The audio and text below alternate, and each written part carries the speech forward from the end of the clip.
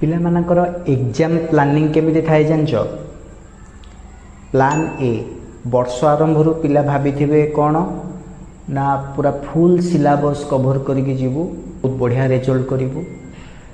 तो plan A थाए full syllabus एमती सांगसाथी मान सहित बुलाबुली करू करू 6 मास पलाए तापर आसे प्लान बी केवल इम्पोर्टेंट चैप्टर्स कहबे आम केवल इम्पोर्टेंट चैप्टर्स पढ़ के जीवु।